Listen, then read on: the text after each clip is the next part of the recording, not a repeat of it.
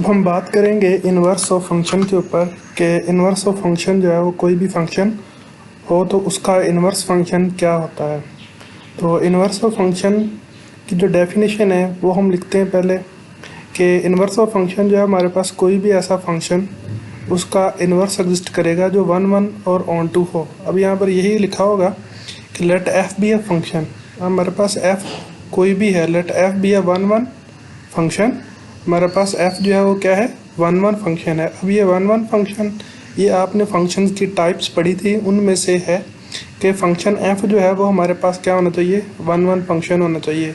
और वो कहाँ से कहाँ तक, from set x to set y onto y। अब यहाँ पर देखें, पहले उसने कह दिया कि f जो है वो हमारे पास 1 1 फंक्शन है, ठीक है। और दूसरी बात उसने कह दिया from set x onto y, ठीक है। अब ऑन टू की बात कर दी, ठीक है।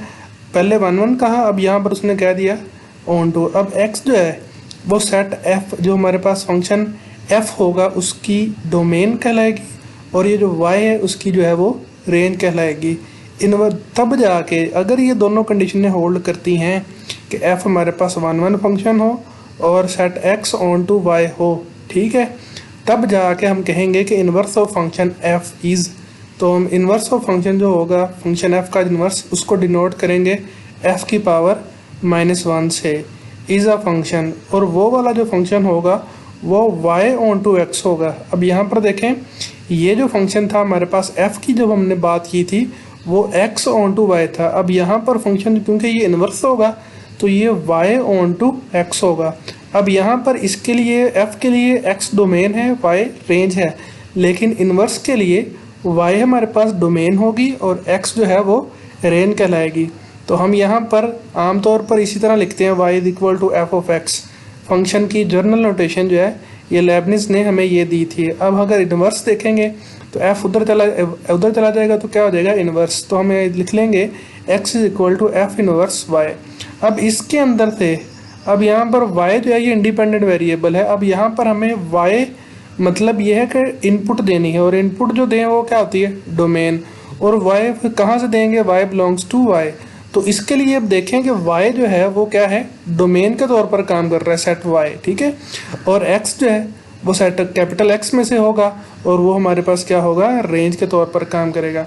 लेकिन अगर यहाँ पर देखा जाए तो सेट जो है हमारे पास x जो है वो इंडिपेंडेंट वेरिएबल है, ठीक है। अगर ये इंडिपेंडेंट वेरिएबल है तो इसका मतलब ये है कि ये सेट कैपिटल X में से होगा और वो उसकी क्या होगा, डोमेन कहलाएगा। लेकिन यहाँ पर y जो है वो कैपिटल Y का सेट में से आएगा और वो उसकी क्या होगा, रेंज कहलाएगा।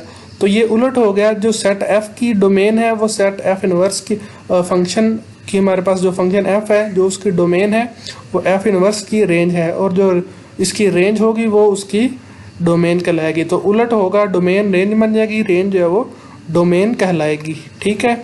अब आगे चलते हैं। तो यहाँ पर ये बात जहन में रखनी है कि inverse function, inverse of every function does not exist. हर फंक्शन का इन्वर्स एग्जिस्ट नहीं करता। Inverse exist those function, inverse उन फंक्शन का एग्जिस्ट करेगा जो क्या हो, 1 1 और onto, which is 1 1 and onto. अच्छा, अब 1 1 और ऑन टू जो फंक्शन होता है उसको हम फंक्शन को हम कहते हैं बाइजेक्टिव फंक्शन। तो कलेक्टिवली हम ये भी कह सकते हैं कि जो फंक्शन बाइजेक्टिव होगा उसी का इन्वर्स जो है वो एग्जिस्ट करेगा, लेकिन हर फंक्शन का इन्वर्स एग्जिस्ट नहीं करेगा, ठीक है। अब इसको मज़ीद देखते हैं, मज़ीद बाइजेक्टिव के बारे में। अब यहाँ पर देखना है कि बाइजेक्टिव और 1 1 और ऑन टू क्या होता है, ठीक है। अब बाइजेक्टिव में दो कंडीशनें होल्ड करती हैं, एक 1 1 और ऑन टू। अब 1 1 होने और ऑन टू होने का अब मतलब क्या है।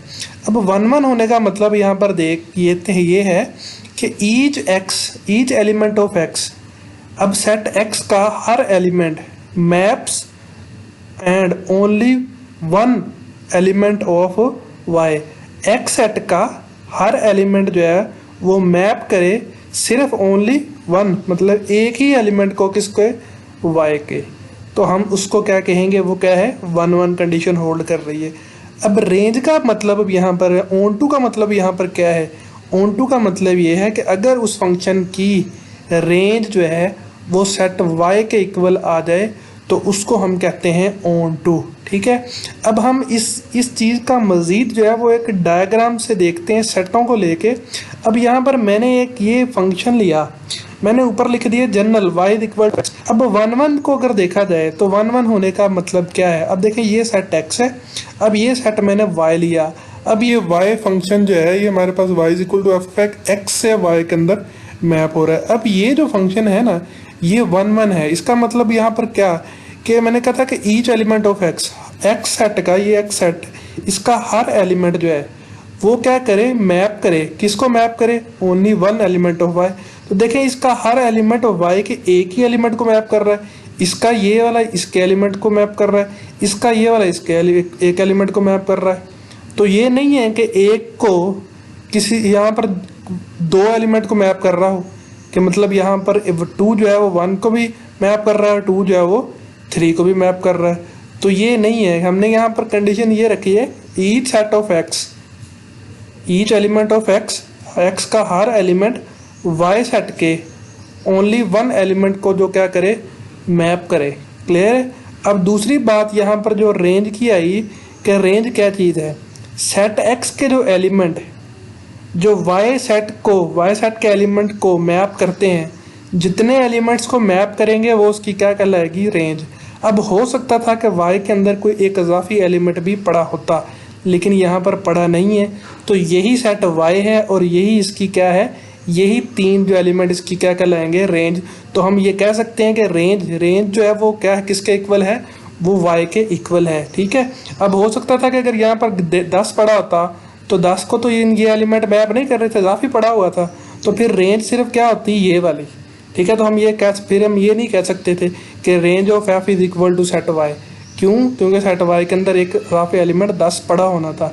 इस वजह से इस फंक्शन को हम क्या कहेंगे, ये क्या है, हमारे पास 1 1 और ऑन टू है। ठीक है, अब यहाँ पर इसलिए मैंने कह दिया कि ये फंक्शन कौन सा है, बाइजेक्टिव, दोनों कंडीशनें होल्ड करके। अब एक और लेते हैं जो 1 1 और ऑन टू नहीं है। अब यहाँ पर देखें, अब ये 1 1 की कंडीशन तो ये होल्ड कर रहा है, मैंने इस क्राइटेरिया के अंदर 1 1 की कंडीशन भी रख दी। अब देखें ये हर एक एलिमेंट को ही मैप कर रहा है। ठीक है, लेकिन यहाँ पर देखें पहले 1 1 तो ये हो गया, लेकिन ये 16 जो है ये इजाफी एलिमेंट पड़ा है। ठीक है, अब रेंज के अंदर देखा जाए, रेंज तो सिर्फ ये 3 एलिमेंट ही हैं। ठीक है ना, जिनको इन 3 ने मैप किया, तो रेंज तो यही आई, ये रेंज तो नहीं है। ठीक है ना, इसको पहले कहते हैं को डोमेन। ठीक है ना, पूरे सेट को, लेकिन ये जो 3 एलिमेंट अगर लिखेंगे तो इसको हम क्या कहेंगे, रेंज। तो इसका मतलब है कि यहाँ पर हम कह सकते हैं कि range of f is not equal to set y, क्योंकि रेंज को अगर देखा जाए तो 3 एलिमेंट है, अगर सेट y को देखा जाए तो पूरा है। तो हम यहाँ पर दूसरी कंडीशन ऑन टू वाली होल्ड नहीं करती। अगर ऑन टू की कंडीशन होल्ड नहीं करती तो ये सेट बाइजेक्टिव नहीं होगा, क्योंकि बाइजेक्टिव वही होगा जिसके अंदर दोनों कंडीशन जो है वो होल्ड करे। तो हम यहाँ पर लिख देंगे कि नॉट बाइजेक्टिव फंक्शन, कि ये अब बाइजेक्टिव फंक्शन नहीं है। ठीक है, अब 1 1 होने का आपको पता चल गया कि each element of x set का हर एलिमेंट जो है वो क्या करे, 1 एलिमेंट ऑफ y के एक ही एलिमेंट को क्या करे, मैप करे। अब यहाँ पर ये भी हो सकता था कि एक यहाँ पर ये जो 1 पुट करने से यहाँ पर 1 का आंसर 1 भी आ रहा होता और 1 का आंसर 4 भी आ रहा होता। तो ये बात ध्यान में रखनी है कि यहाँ पर हर एलिमेंट जो है वो एक एलिमेंट को ही क्या कर रहा हो, मैप कर रहा हो, तो उसको हम क्या कहेंगे, वो 1 1 फंक्शन है। ठीक है, अब नेक्स्ट चलते हैं, मज़ीद इसको देखते हैं कि इन्वर्स फंक्शन को डायग्राम के ज़रिए। अब यहाँ पर देखें तो एरो डायग्राम जो है हमारे पास वो क्या है। अब यहाँ पर मैंने सेट एक x लिया, ये सेट मैंने क्या ले लिया, y। अब f फंक्शन जो है वो कहाँ से कहाँ मैप हो रहा है, set x to set y। अब ये जो x है ये डोमेन है, किसकी डोमेन है, सेट f, फंक्शन f की। ठीक है, अब यहाँ पर ये जो y है ये रेंज है किसकी, फंक्शन f की। अब यहाँ से यहाँ तक ये दोबारा जाएगा क्योंकि इन्वर्स है, अगर ये इन्वर्स होगा इस तरफ को वापस जाएगा, तो फिर यहाँ पर देखें ये इन्वर्स जो फंक्शन है वो इधर से इधर को मैप हो रहा है। इसका मतलब ये है कि y जो है वो f इन्वर्स के लिए क्या हुई, डोमेन, और ये जो सेट x है f इन्वर्स के लिए क्या हुआ, रेंज हुआ। ठीक है, अब ये बात ध्यान में रखनी है कि f और f इन्वर्स इनके अंदर ये तल्लक है कि एफ की जो डोमेन होती है वो एफ इनवर्स की क्या कहलाएगी, रेंज, और जो इसकी रेंज होगी वो उसकी क्या होगी, डोमेन। तो यहाँ पर मैंने लिखा है कि डोमेन ऑफ एफ ये क्या है, रेंज ऑफ एफ, ठीक है। वाई यहाँ पर ये क्या आ गया, रेंज। अब उल्ट देखे जाए तो रेंज ऑफ एफ इनवर्स, अब ये क्या बन गया, रेंज ऑफ एफ इनवर्स, और ये जो सेट है ये क्या बन गया, domain of F inverse. Clear, बात समझ लगी।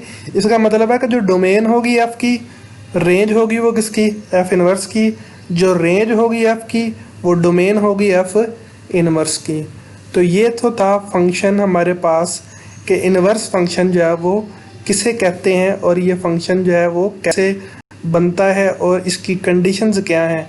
अब आप ये जहन में रखिएगा कि हर फंक्शन जो है वो 1 1 और ऑन टू भी नहीं होता। अगर वो 1 1 ऑन टू नहीं हुआ तो वो इनवर्स उसका एग्जिस्ट नहीं करेगा। इनवर्स एग्जिस्ट उसी का करेगा जो फंक्शन क्या होगा, बाइजेक्टिव, मतलब 1 1 और ऑन टू की कंडीशन को क्या कर रहा होगा, होल्ड कर रहा होगा। तो लेक्चर ख़त्म होता है। शुक्रिया, अल्लाह हाफिज़।